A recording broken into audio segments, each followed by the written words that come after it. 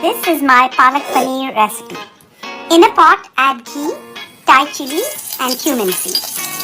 Add the onion. After about 2 minutes, add the chopped garlic. After about a minute, add the cottage cheese or paneer. Add about half a tablespoon of salt. Then add your blended tomatoes. Cook for 8 minutes. And then add about 1 cup of milk or a cup of water. Add half a teaspoon of coriander powder and roasted cumin powder. Add the blended spinach.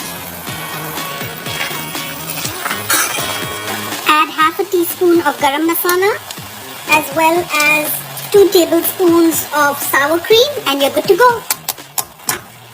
Hope you enjoyed because